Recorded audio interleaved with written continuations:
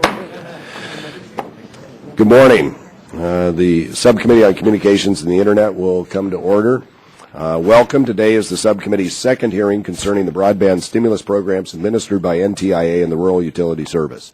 We'll be discussing oversight of the programs and legislation to address risks and ambiguities highlighted by the Inspectors General at our last hearing.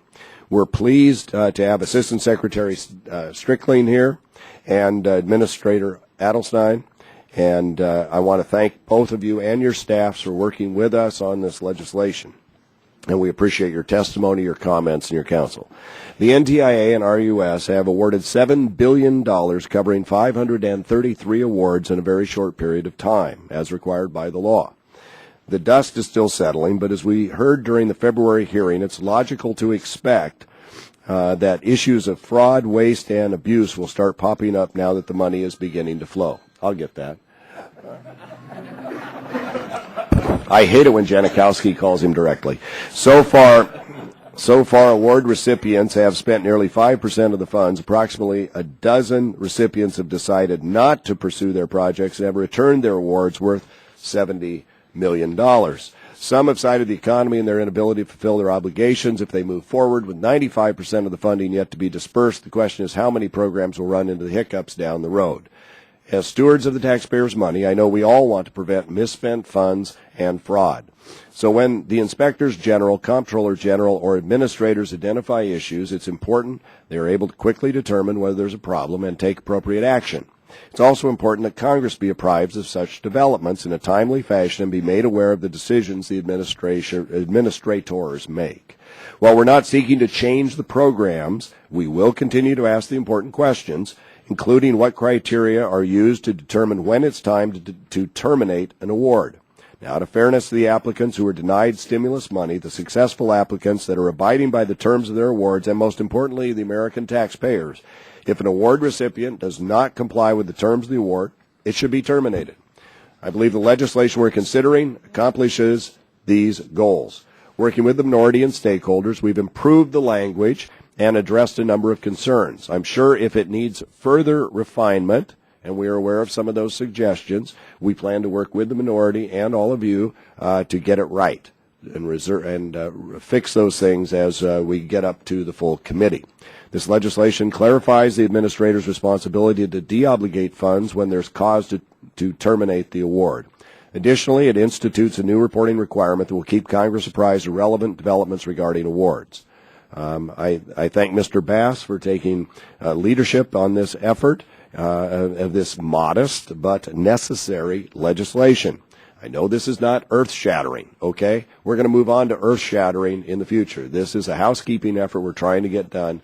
And on that note, I would also like to suggest that given the schedule today and a number of votes that are going to occur on the floor, we probably only have about 45 minutes to work through this. My goal would be, with the support of the subcommittee, is to move through the testimony as rapidly as possible, and if we can, get into the markup on the subcommittee, recognizing I think there are only a few minor things we need to work out between here and full, which we could do, so that we could pass this on to the full committee. With that, I would recognize my friend, the ranking member from California, Ms. Eshoo. Thank you, Mr. Chairman, and good morning to you, to all the members of the committee, and to our guests. I want to extend a warm welcome to Assistant Secretary Strickling and to Administrator Edelstein, whom we've had the pleasure of working together for a number of years, where he served with distinction at the FCC. I'm going to ask that my without objection, magnificent opening statement be placed in the record in the interest of time. And we want to work with you, Mr. Chairman, because I think that there are what I raised earlier about tweaking the legislation, because there's a sensitivity about the OIG and DOJ. We do not want to, pour cold water Correct. over cases that have the potential for being prosecuted relative to a fraud or abuse. I just want to say that this will be the second time that I'm voting on the same thing. And so you're right. This is not earth-shattering. in fact, I really do, with all due respect, think it's a waste of time. Effective oversight is very important in terms of the program, and I welcome that. So with that, I'm going to place my comments in the record and also ask that the letter from the NATOA, the National Association of Telecommunications Officers and Advisors, be placed in the record. Thank you. Thank you. Anyone else want to make opening comments? Mr. Waxman. Thank you very much, Mr. Chairman, for holding this hearing. It's an important area for us to look at, and I want to welcome Assistant Secretary Strickling and Administrator Edelstein back to the committee. We appreciate the extraordinary efforts that you and your colleagues have put into establishing these programs and look forward to your testimony. When Congress passed the Landmark Recovery Act, we built oversight into the very structure of these programs. We knew it was imperative to provide the Departments of Commerce and Ag with the tools necessary to conduct vigorous oversight of approximately $7 billion in broadband spending. And Commerce Department Inspector General was allocated $16 million, Ag Department Inspector General $22.5 million to oversee and audit it.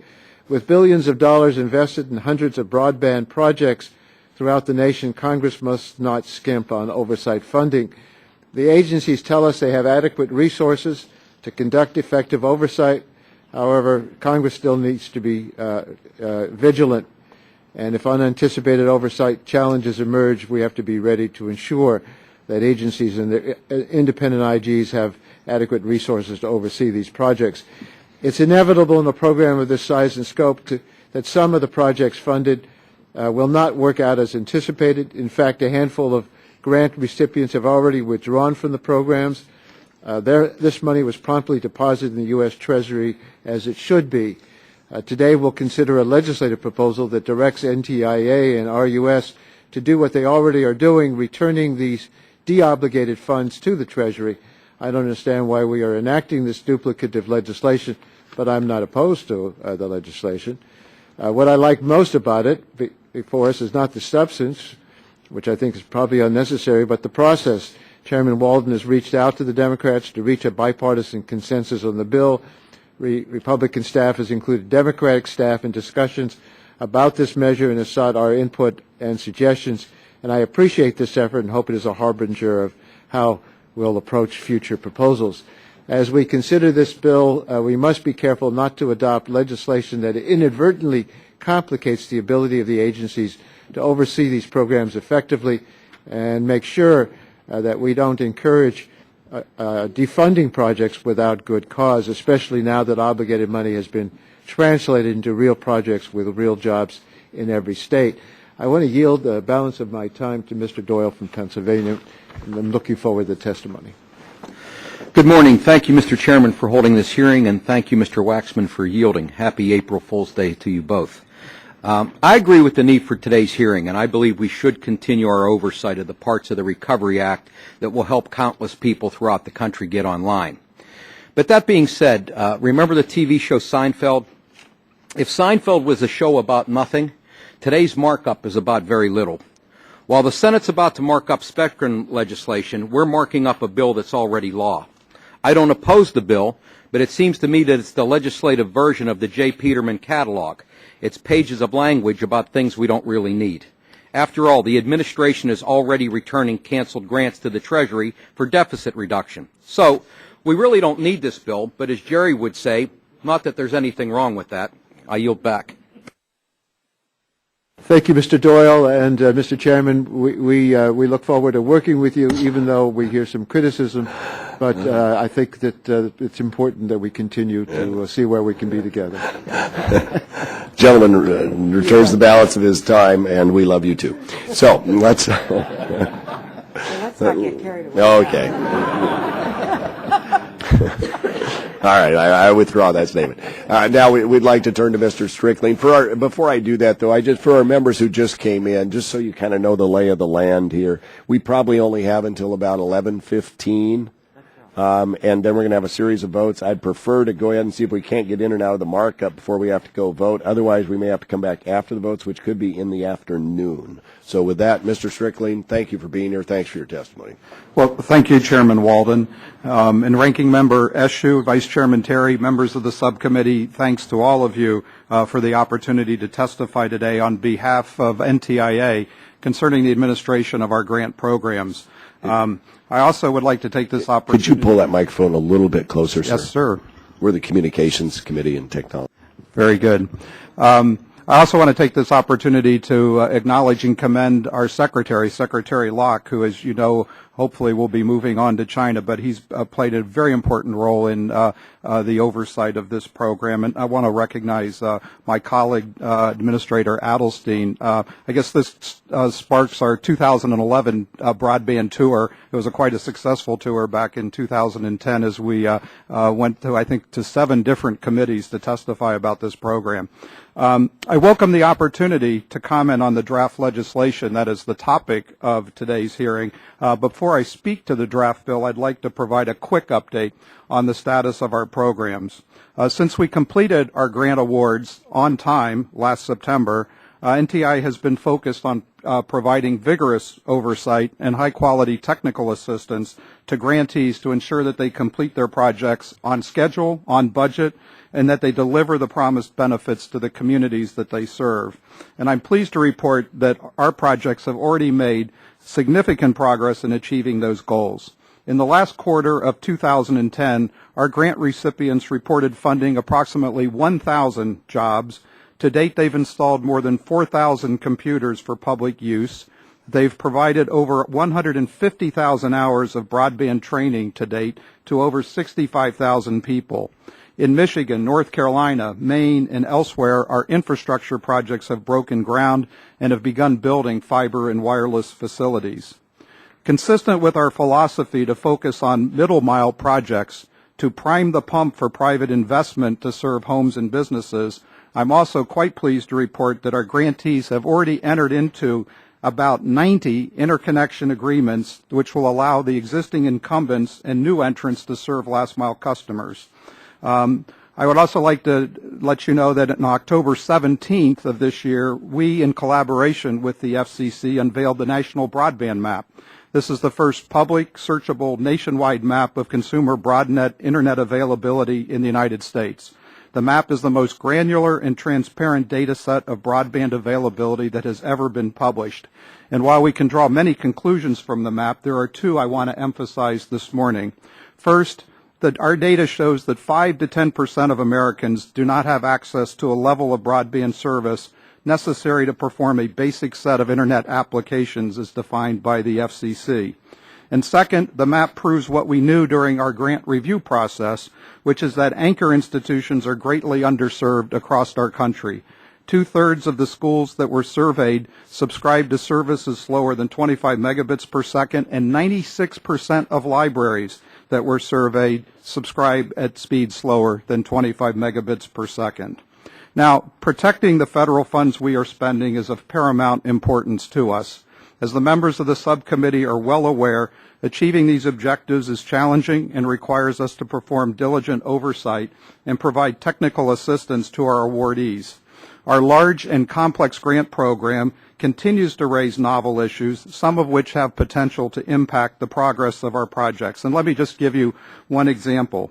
Before our infrastructure grantees can begin construction, most of them have to complete and submit an environmental and historic preservation study in compliance with the National Environmental Policy Act, the National Historic Preservation Act, and the Endangered Species Act.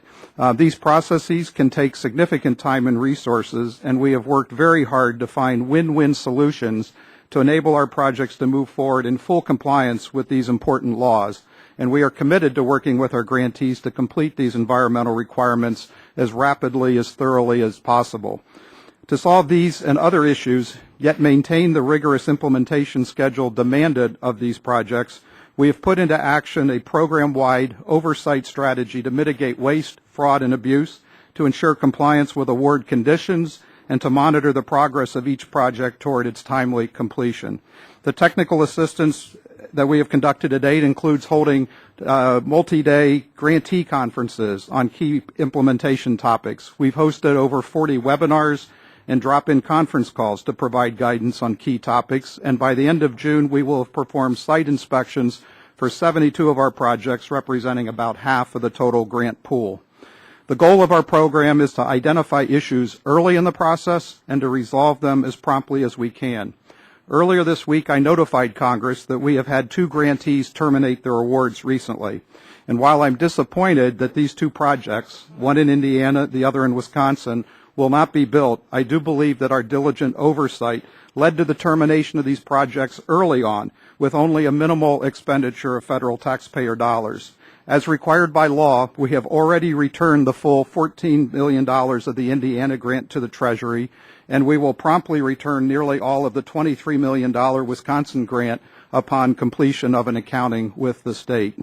So, given that experience, let me turn to the draft legislation.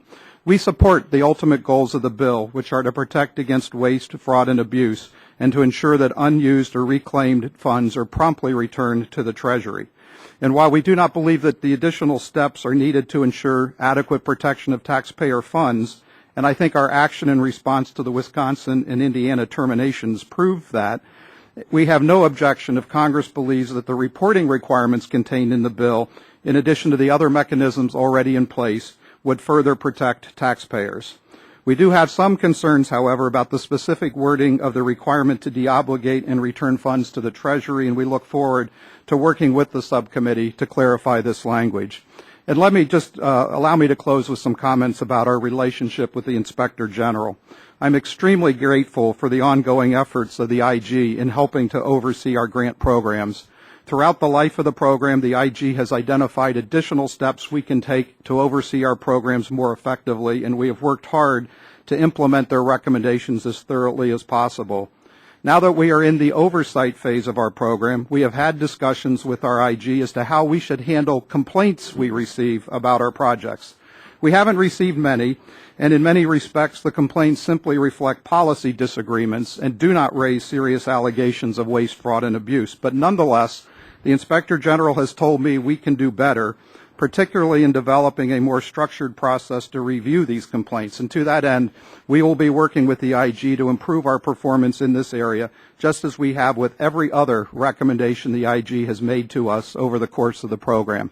Thank you again for the opportunity to testify, and I'll be happy to answer your questions. Thank you, Mr. Strickling. And if you can keep the committee, I'm sure we all have interest in that part of the process, too, as this rolls out. So your suggestions to the IG and back and forth, if you keep us in that loop, that would be helpful as well. Absolutely. Mr. Adelstein, thank you for being here. We're delighted to have you here, and we look forward to the summary of your testimony as well, sir. Well, thank you, Chairman Walden, Ranking Member Eshoo, and members of the subcommittee. It's an honor to be here in front of you to talk about the Broadband Initiatives Program we call BIP and legislation to amend the Recovery Act. I'm delighted to appear again with my friend Larry Strickling, who we've done many times before, including before this subcommittee. Our agencies work very closely together to fulfill the President's vision of getting broadband out to every corner of this nation, and the Assistant Secretary has been an invaluable partner throughout the process. Our Secretary, Tom Vilsack, has made broadband a pillar of his strategy to revitalize rural economies.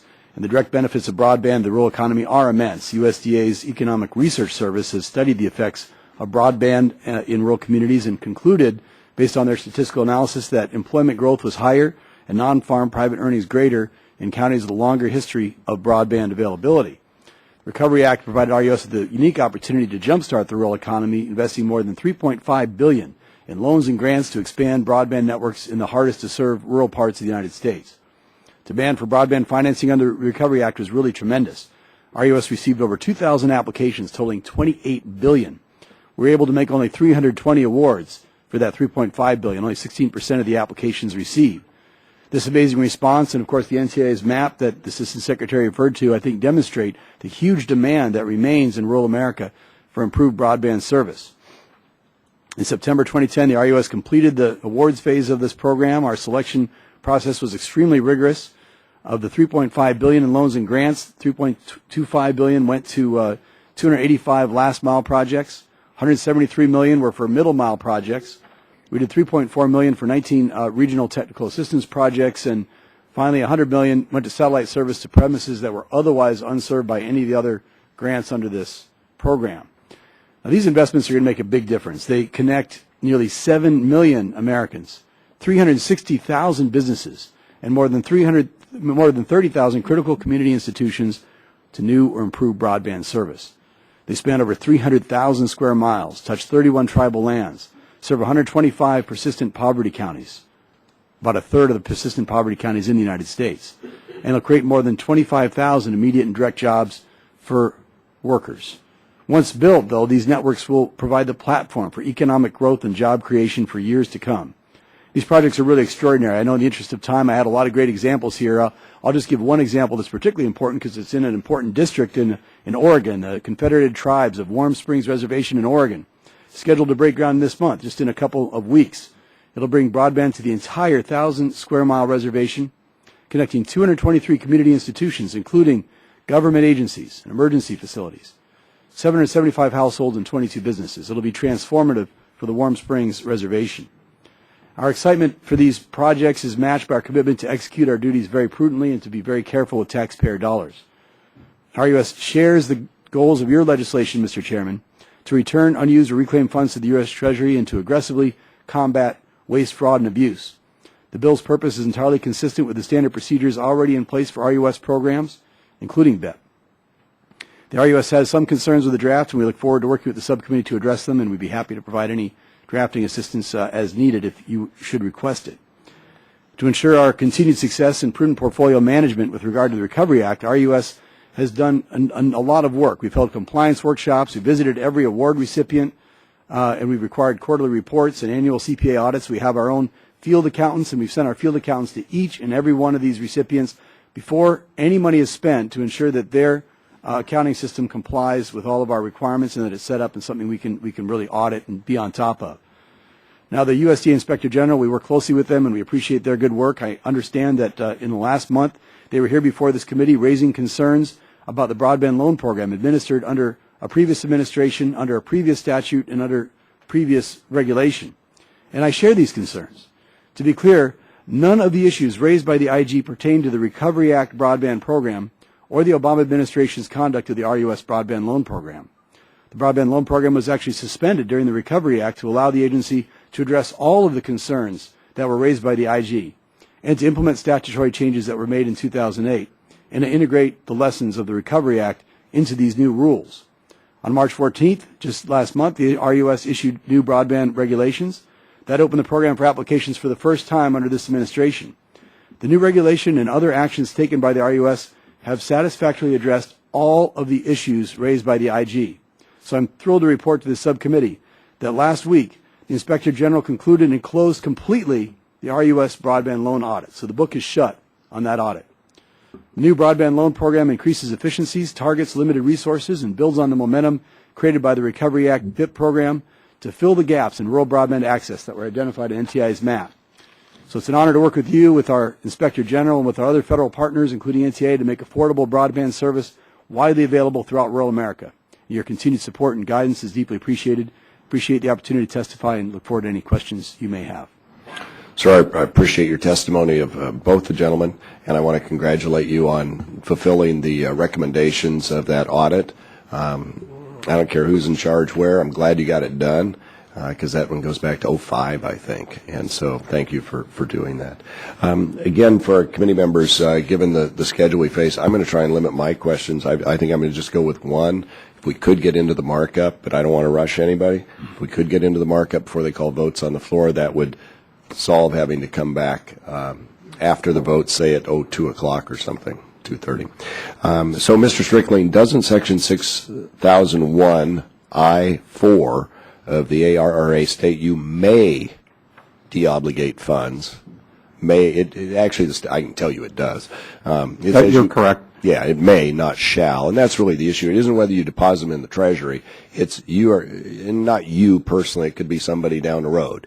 Different has this flexibility whether you will or won't deobligate. This legislation says you shall, and while you've said, and I trust that you will deobligate funds in such cases as fraud, waste, and insufficient performance, doesn't this change provide you with that added legal protection in that it reduces the ability of a failing awardee to quibble over what would otherwise be your discretionary decision. I can't debate the change in the words. What I can tell you is under Department of Commerce guidance, it's less discretionary in the sense that we are directed under DOC provisions that we will take these actions. In any case, again, we don't have any issues with your legislating in this area, but I don't expect it to change our day-to-day practice. Yeah, but this does put certainty in the statute, as opposed because the discretion, the guidance out of the department could change in another administration, or even in this one, could it not? I would agree with that. Yeah, so we're just trying to give some certainty there. I'll yield now to anyone else on our side that may want to ask a question. Mr. Bass? Mr. Chairman, I just have two very quick questions. Secretary Strickland, what's the current requirement to report to Congress regarding awards that show material noncompliance, and do you think that the passage of this legislation would increase the transparency of the Recovery Act? I can't speak to there being I can't identify a particular legislative directive to us to do that, but I think as reflected in the letter I sent earlier this week, it's certainly our practice to do so. You mentioned, both of you mentioned the number of awards that you've made, amount of money spent to date, the amount that I think you identified 3 that have been discontinued. Have you learned anything from these returned awards that will be beneficial to you in your oversight on the existing projects? We've actually had 2 projects that went to award, and we actually went through the process, started the process with the applicant, and then they have since terminated. There is a 3rd award that the applicant never actually accepted the award, a small award up in Minnesota to Leech Lake for about $1.7 million. But of the 2 projects, I think each of them is presented a unique set of circumstances. In Indiana, quite frankly, it was a situation where other things were going on economically in the state. It was a project designed to serve schools. Indiana is going through a school consolidation, and our grantee and along with our folks at NTIA realized that their business case was deteriorating as a result of this other set of governmental actions, and the project just didn't seem viable any longer. And so the applicant decided to withdraw because they couldn't see that they would have an ongoing project after the completion of the grant period. We've been very focused on giving awards to projects that we think are sustainable and will continue on even after the grant period. In the Indiana case, it was one of, I think, again, through our oversight and discussions with the applicant, we learned early on that the project really wasn't viable in the way we thought it was when we had reviewed it during the review process. Wisconsin, again, totally separate set of facts there that I'd be happy to discuss with you separately. Okay. Mr. Adelstein, Administrator Adelstein, do you have any comments on that? If there's anything we draw from that, it's that we need to very aggressively work with and oversee every aspect of each one of our awardees' programs and the progress they're making on the projects. With each of those 10 that we decided mutually not to move forward on, there was a lot of issues, and we worked hand in hand with them. We sent our field accountants to visit them. We sent our general field representatives to visit them. I personally worked with a number of them. We met with them. We determined whether or not changes they were proposing were consistent with their original application. In some cases they weren't, and we weren't able to work it out. And so we went our separate ways. Not one dime of taxpayer money was spent in any of those projects. So we were able to save the taxpayer by up front making sure that they understood what we expected and that they were meeting all of the concerns that we had. And if they weren't, we didn't hesitate to rescind the projects. Okay. Thank you very much, Mr. Chairman. Any other members on our side have questions they feel compelled to ask? If not, I'll yield 5 minutes to the gentlewoman from California. Thank you, Mr. Chairman. And again, thank you to both of you for not only being here today, but for the work that you've done, which really speaks for itself. I'm going to go as quickly as possible because we're under time constraints here. My main question is, how does the bill that's going to be marked up, that you have obviously reviewed, how does it differ in any way from your existing mandate or practice to terminate grant or loan awards for cause? Is the legislative language different from current practices relative to the deobligation of funds? When an award is deobligated, how does your agency work with the awardee to account for the funds? I think that you've touched on that. And how long does it take on average for a deobligated fund to be returned to the U.S. Treasury, which you already have a responsibility to do? And the last thing I want to touch on, which is what both the majority and the minority need to work through, is this issue of the IG, the OIG, and where they may identify potential fraud, and the language of the bill. I mean, we don't want to throw ice water on a case that has real potential to it. That's not the intent of any member on the committee. So if you want to comment on that, it is something that we need to work out, and I think that's the intention from both sides of the aisle. Yes, ma'am. In other words, what we're taking up today, how different is it from what we've already passed? I think on the first part of your question related to our practices with respect to deobligating dollars and what happens to the dollars and that, I don't think it really changes the existing law. In terms of how long that takes, in the case of the Indiana project, since there had been no federal expenditures of federal dollars, we were able to very quickly return that full amount. In the case of Wisconsin, we will do an accounting with the state because we think they have spent a nominal amount of dollars. We think it's less than $100,000 of allowable costs, which they would be allowed to recover, and then the remainder will go to the Treasury. But we do have to carry out that accounting. So the legislation doesn't change any of that? Fundamentally, no. On the issue of, the second part of the legislation does impose some time limits on us in terms of taking actions and reporting to Congress. And I think Administrator Adelstein may have had a little more experience with how the implications of that. From what to what? What is the time frame on it? The time frame is, as the Chairman knows, 30 days we have to, after we are given any information that pertains to potential misuse of funds, to make a determination as to whether to terminate the project or not, and then we're given 3 days subsequent to report to Congress what our determination was, which is a new requirement. As the Secretary said, all the other requirements are basically consistent with existing law. And what's the nexus between that and this issue of a possible fraud and the effect that it would have on that potential case? Well, Is there a nexus between the two? There could be in some cases. In the case of serious fraud, which of course this legislation is designed to combat, RUS is generally given an indication by OIG. We get a confidential little folder that says confidential, do not report, and generally the OIG requests us not to take action to rescind a loan or grant if they refer it to the Department of Justice for criminal prosecution. So we are asked basically to stay out of the way of a criminal prosecution. Under this requirement, however, we would be required, we'd be at a loss because on the one hand we're being told not to do it, and there's potential obstruction of justice we do. On the other hand, Chairman, I think this is the area That's the part we're going to work out. That yes. we need to work on. Would the gentlewoman yield to me for just a I'd be flash glad here? to. Because I want to just clarify something Mr. Adelstein said.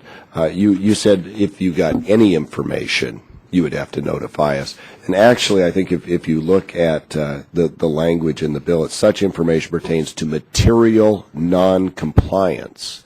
That's different than just saying any information. Yeah, we tried to set a fairly high standard. I did say that information pertaining to misuse of funds, but you're exactly right. That's what the legislation says, and it would have to be significant information. Yeah, it's not just information. So to your question, I mean, if there was a serious one, these are the most serious cases where they actually would be referred to DOJ for prosecution. We would be sort of in a conflict between the requirement of this law.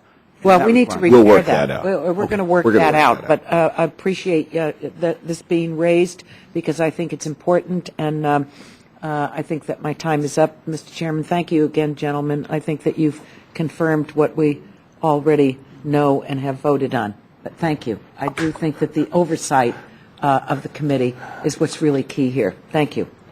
I thank the gentlewoman, and I would just say that's why we're doing the hearing today, is to flesh out these sorts of issues and get it right. Mr. Doyle. Thank you, Mr. Chairman. Mr. Strickling, Mr. Adelstein, welcome. Thanks for your good work. At our last hearing, many of my Republican colleagues expressed a belief that overbuilding is a persistent and ongoing problem with these BTOP and BIP awards. And now that you're finally both here to represent your respective agencies, would you once and for all dispel these concerns? Sure. I do think it's a misconception with our program in particular, since we focused on middle mile projects, which are open network projects and available to anybody to take advantage of, including the incumbents as well as new entrants. And as I pointed out in my opening remarks, we've already seen 90 interconnection agreements that have been executed between our infrastructure grant recipients and carriers who want to take advantage of these facilities to improve the level of service that they're offering to their end user customers. So in that light, what we see our role as doing is priming the pump. We are putting these middle mile facilities out there through these organizations like Merit in Michigan and MCNC in North Carolina that are going to be able to provide much greater middle mile capacity throughout their states of Michigan and North Carolina, just to give two examples. And then other parties, including incumbents like AT&T in Michigan and North Carolina, can actually lease capacity on those systems to improve the service that they offer to their end user customers. So what we did in evaluating our projects was to ensure that we would be bringing substantial benefits to the area in which the projects would be built, and we think our projects passed that test. Thank you. Mr. Adelstein. And we made a major effort in both rounds of funding to prioritize the most remote rural areas. In fact, we gave extra points, priority for going to rural areas. We gave extra points for the number of customers that were totally unserved, extra points for being the most remote and eligibility standards, and trying to get people 50 miles away from an urban area, which was actually too extreme for some. So we ended up really making every effort I think we could to avoid overlap, to make sure that there was service to those who didn't have it. And in fact, we did get service out to the most rural areas, and we're going to serve many millions of customers that don't have access to broadband today. Thank you. Mr. Chairman, I'll yield back. Recognize gentlewoman from California. Just know we've got about 5 minutes before we go vote. Otherwise, we'll have to come back after votes. I'll keep that in mind. I want to thank both of you for being here, and I applaud your efforts in administering the BTOP and BIP process. I believe Americans will have greater access to broadband because of these programs, particularly in my home state of California. With that said, the GAO report noted that the uncertainty of continued funding for oversight presents a risk that both NTIA and RUS will have insufficient staff and resources to actively monitor BTOP and BIP-funded projects. I have a question for both of you. Do both of you believe you have sufficient funding to devote the resources necessary to oversee compliance? As of now, yes, and I want to thank the leadership of this committee for its help on a bipartisan basis to ensuring that we got the resources we needed in this fiscal year to provide appropriate oversight. But at the level we are currently funded at in the existing CR, assuming that continues through the rest of this fiscal year, we are in fine shape. And again, it's through the efforts of the leadership of this committee that we got to that point, and I want to thank everyone for that. Our RUS requested no additional funds in order to oversee this program, so we're basically dealing with it out of our existing budget, which was already very tight. So the full president's budget really is required in order for us to do, I think, the level of oversight that we need to do. So what you're saying is that the budget currently is fine with you, but we don't anticipate, if you don't anticipate any cuts in the budget moving forward. That's right. Okay, fine. And that's all my question. Thank you. Thank you. I recognize the gentleman from Tennessee. Thank you, Mr. Chairman. I have a question for Mr. Adelstein, and I'll be happy to submit it. But I want to refer to the letter that you wrote the chairman regarding the recipients of RUS loans using USF money to make payments on those loans. And, Mr. Chairman, I would love for us to have a copy of that letter for the record, the letter you sent to the FCC chairman. Yeah. And then my question to you specifically about this, some of these loans are for 30 years, and does that mean that we shouldn't reform USF until that point in time, and are we really advocating the use of a ratepayer subsidy to pay off a government subsidy. And in light of your letter and your conversation in that letter, those would be the two questions. We'll submit these, and then I would ask for it to be included in the record. Yield back. Without objection. Anyone else seeking recognition? If not, okay, if you want to, yes. I'll just ask one. Generally from Virgin Islands. Right. Thank you. And the bill calls for termination for insufficient performance. And while I'm sure some fall in that category, may need termination, we're trying to expand to places that are rural and don't have a lot of experience. And don't you think that maybe some of those should get technical assistance and support rather than just be terminated? That's my question. And I just wanted to say that I have evidence of really tight oversight in a letter to my government that I received a copy of. Thanks. I just very, very briefly, I think in terms of insufficient performance, from our perspective, we do intend to provide technical assistance where we can to work with our grantees to help them over the bumps that they may run into. I think an example of insufficient performance could be where the entire project management staff resigns and leaves a program, and there doesn't seem to be a plan in place to bring leadership to the project. In that kind of situation, we'd take a hard look at it and wonder whether it's worth continuing on.